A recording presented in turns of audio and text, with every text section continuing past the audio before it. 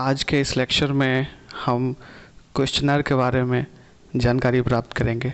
Questionnaire किसे कहते हैं, क्वेश्चनर की क्या परिभाषाएं हैं, क्वेश्चनर की क्या विशेषताएं हैं, क्वेश्चनर कितने प्रकार के होते हैं, ये तमाम बातें आज समझेंगे इस लेक्चर में। तो चलिए शुरू करते हैं। सबसे पहले इसका इंट्रोडक्शन देखेंगे। प्रश्नावली यानी कि क्वेश्चनर ये छोटे छोटे प्रश्नों की एक सूची होती है जो उत्तरदाताओं को उत्तर देने हेतु दे दी जाती है और इनके द्वारा दिए गए उत्तरों के आलोक में आवश्यक सूचनाएं प्राप्त की जाती है। हमें इसकी ज़रूरत क्यों है? हम जब भी रिसर्च करते हैं या कोई सर्वे करते हैं तो हमें बहुत सारे डाटा कलेक्शन करने की आवश्यकता होती है।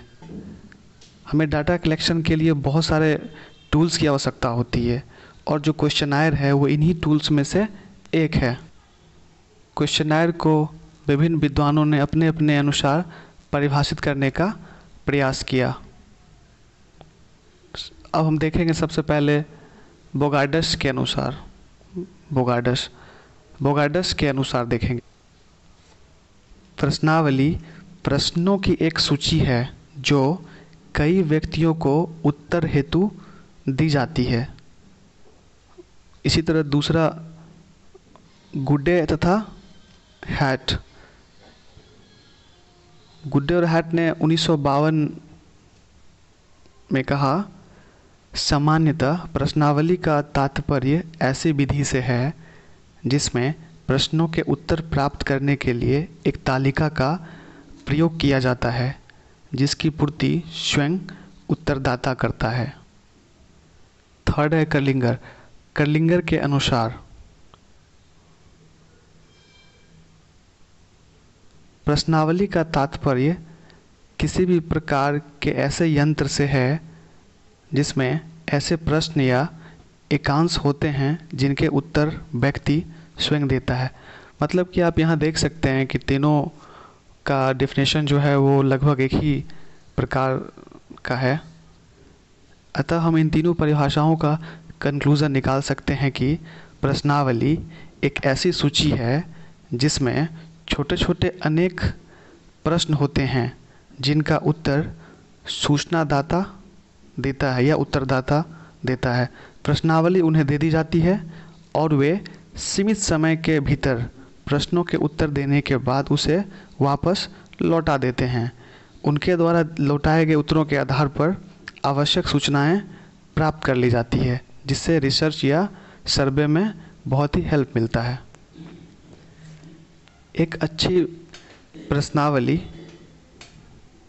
के कुछ विशेषताएं होते हैं। आज अभी हम उन विशेषताओं के बारे में बात करेंगे। एक अच्छी प्रश्नावली अथवा एक वैज्ञानिक प्रश्नावली में ये सब जो आप देख रहे हैं विशेषता, ये सब होनी ज़रूरी है। चलिए हम सब के बारे में एक एक करके डिटेल्स में समझने का प्रयास करेंगे। सबसे पहला है रिलेवेंट टू द प्रॉब्लम। एक अच्छी प्रश्नावली सोच समस्या से रिलेटेड होनी चाहिए। मतलब ऐसा होना चाहिए जो हमारा जो प्रॉब्लम है उससे रिलेटेड होना चाहिए। ऐसा नहीं कि कुछ भी पूछ लें। जो भी हमारा समस्या है रिसर्च में हम उसी से रिलेटेड क्वेश्चन उसमें रखेंगे। दूसरा है मॉडरेट लेंथ, मतलब कि मध्यम लंबाई। एक अच्छी प्रश्नावली मध्यम लंबाई की होनी चाहिए। प्रश्नों की संख्या अगर हम अधिक कर देंगे तो उसमें क्या होगा, जो उत्तरदाता है वो बोर होने लगेगा। ठीक है। वहीं अगर हम क्वेश्चंस कम कर देंगे, छोटा कर देंगे, तो उसमें हमें फिर पर्याप्त इन्फॉर्मेशन नहीं मिल पाएगा। अतः इसकी लंबाई जो है वो मीडियम में होनी चाहिए, मॉडरेट होनी चाहिए। ठीक है। मध्यम लंबाई का मतलब है कि लगभग 100 क्वेश्चन तक होनी चाहिए उस क्वेश्चनर में, जिसको भरने के लिए 30 से 40 मिनट का समय लगना चाहिए। तीसरा हमारा है शब्द और वाक्य जो है वो क्लियर होना चाहिए। उत्तरदाता को समझ में आना चाहिए कि क्या लिखा गया है। उसके बाद है सिंप्लिसिटी, मतलब सरलता। वाक्यों की रचना ऐसी होनी चाहिए कि उत्तरदाता को उनके अर्थ को समझने में कोई कठिनाई महसूस नहीं हो। अर्थात जो अच्छी प्रश्नावली होती है उसमें जटिल और कठिन वाक्यों का प्रयोग नहीं किया जाता है। अगला हमारा है वस्तुनिष्ठता। ये बहुत ही ज़रूरी है किसी अच्छे प्रश्नावली के लिए, क्योंकि एक तो इसमें समय बहुत कम लगता है, दूसरी बात कि जो क्वेश्चनर का जो क्वालिटी है ना वो बहुत ज़्यादा बढ़ जाता है, क्योंकि उत्तरदाता को जो पहले से फॉर्मेट सेट रहता है उन्हीं में से किसी को चुनना होता है, वो अपने तरफ से कुछ भी उसमें आंसर नहीं दे सकता है, इसलिए बहुत ही ज़रूरी है अच्छे प्रश्नावली के लिए। नेक्स्ट है आपका निश्चित क्रम। डेफिनेट सीक्वेंस में क्या होता है ना कि क्वेश्चन का जो हम क्रम रखेंगे वो निश्चित रहेगा, मतलब कि कह सकते हैं कि एक अच्छी प्रश्नावली में जो प्रश्नों का जो क्रम होता है वो सामान्य से विशिष्ट की ओर होनी चाहिए, मतलब फ्रॉम जनरल टू स्पेसिफिक। पहले हम नॉर्मल क्वेश्चन को रखेंगे, ठीक है, बाद में फिर धीरे धीरे हम विशिष्ट प्रश्नों को ऐड करते जाएंगे। तो ये एक अच्छा तरीका है अच्छे प्रश्नावली बनाने के लिए। नेक्स्ट है उच्च वैधता, हाई वैलिडिटी। एक अच्छे प्रश्नावली में उच्च वैधता की होना बहुत ही आवश्यक है। वैलिडिटी जितना ही हाई रहेगा उतना ही वो वैज्ञानिक प्रश्नावली उसको माना जाएगा। तो इसीलिए प्रश्नावली में जो है वो हाई वैलिडिटी भी बहुत ही ज़रूरी है। चलिए तो अब आगे बढ़ते हैं। टाइप्स ऑफ क्वेश्चनर, क्वेश्चनर के प्रकारों के बारे में हम अभी चर्चा करेंगे। सर्वे तथा रिसर्चों में जो डाटा कलेक्शन किया जाता है उसमें कई तरह के प्रश्नावली का प्रयोग किया जाता है। आइए हम एक एक करके बात करेंगे। सबसे पहला है क्लोज क्वेश्चनर, मतलब बंद प्रश्नावली। इस प्रकार की प्रश्नावली को संरचित प्रश्नावली यानी कि स्ट्रक्चर्ड क्वेश्चनर भी कहते हैं। इसमें प्रत्येक प्रश्न के अल्टरनेटिव आंसर जो है ना वो पहले से निर्धारित होता है। जो सूचनादाता है उसको उन्हीं उत्तरों में से किसी एक पे निशाना लगाना होता है। यहाँ पर सूचनादाता जो होता है वो अपनी इच्छा से कोई भी उत्तर देने के लिए स्वतंत्र नहीं होता है, इसीलिए इसे क्लोज क्वेश्चनर या स्ट्रक्चर्ड, मतलब पहले से स्ट्रक्चर्ड है, स्ट्रक्चर्ड क्वेश्चनर कहा जाता है। बंद प्रश्नावली में लचीलापन यानी कि फ्लेक्सिबिलिटी का अभाव देखने को मिलता है। चलिए अब बात करते हैं ओपन क्वेश्चनर, मतलब कि खुली प्रश्नावली के बारे में। देखिए ओपन क्वेश्चनर जो है वो क्लोज्ड क्वेश्चनर का पूरा अपोजिट है। ओपन क्वेश्चनर को हम अनस्ट्रक्चर्ड क्वेश्चनर भी कहते हैं। इस प्रकार की प्रश्नावली में प्रत्येक प्रश्न के उत्तर पहले से निर्धारित नहीं होते हैं।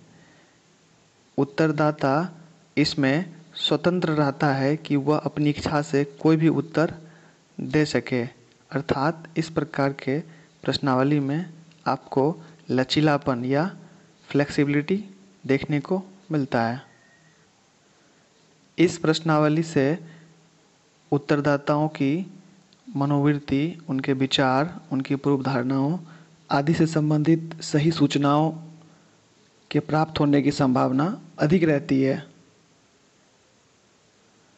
वो इसलिए क्योंकि वो अपने विचारों को व्यक्त करने में स्वतंत्र होते हैं।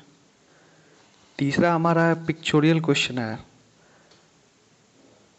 चित्रित प्रश्नावली। इस प्रकार की प्रश्नावली में प्रश्नों को चित्रों के रूप में प्रस्तुत किया जाता है, अतः इसका जो उपयोग है वो बच्चों और अनपढ़ व्यक्तियों पर करना अधिक प्रभावशाली होता है। इन सब के अलावा यह प्रश्नावली भाषा की सीमाओं से भी मुक्त होता है।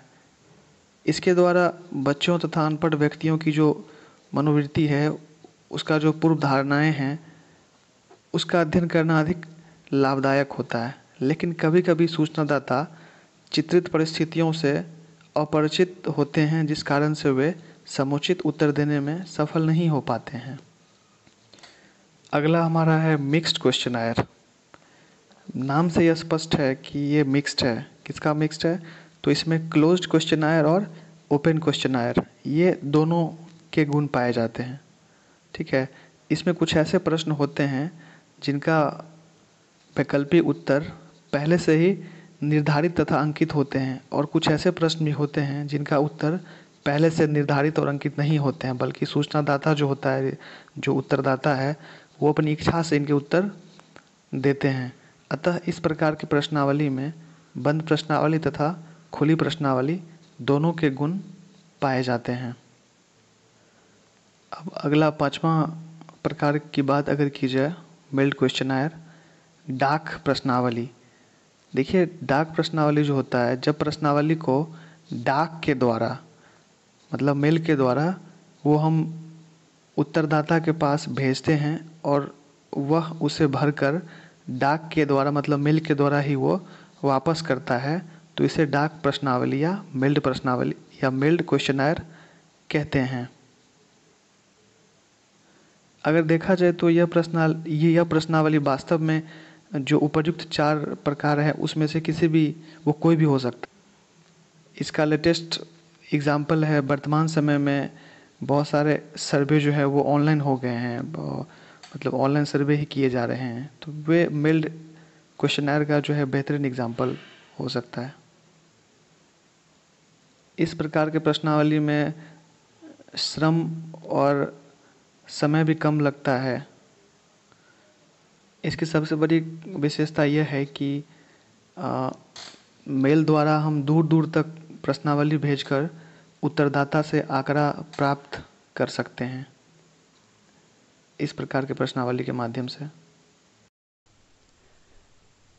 मेल्ड क्वेश्चनर का कुछ लिमिटेशन भी है, कुछ दोष भी हैं, जिसमें सबसे पहला दोष है कि प्रश्नावली की गैर वापसी। मतलब शोधकर्ता अगर उत्तरदाता के पास कोई मेल भेजता है तो वो वहाँ से नहीं भी आने की संभावनाएं रहती है। ठीक है।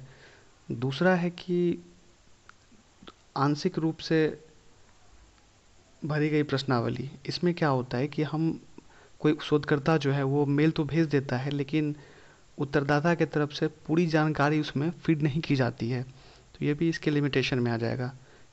तीसरा ये कह सकते हैं कि जो सूचनादाता है, जो उत्तरदाता है, वो कभी कभी क्या करता है कि वो मेल को खुद से नहीं भरता है। ठीक है। जबकि उसको खुद से भरना चाहिए था, क्योंकि वो उससे ही रिलेटेड है। वो क्या करता है, वो दूसरों से भरवा लेता है, और दूसरों से भरवाने के बाद वो भेज देता है। ऐसे में क्या होता है कि शोधकर्ता को जो जो जिस चीज़ की इंफॉर्मेशन चाहिए थी वो नहीं मिल पाता है उस व्यक्ति से, वो किसी और से मिलता है, जो कि उसके लिए वो सही नहीं है। तो इस तरह से आप देख रहे हैं कि ये सब जो है वो लिमिटेशन में आ जा रहा है। तो बस इतना ही था। उम्मीद करते हैं कि आप सभी को अच्छे से समझ में आया होगा, और मैं प्रयास किया आसान भाषा में समझाने का। अगर कोई ऐसे भी होंगे जो जिनको पूरी तरह से समझ में नहीं आया होगा, कुछ प्रॉब्लम होगी अगर इस टॉपिक से रिलेटेड थोड़ा सा भी, तो आप मुझसे ज़रूर संपर्क करें। आप सभी ने मुझे बहुत ध्यान से सुना, इसके लिए बहुत बहुत सभी लोगों का धन्यवाद।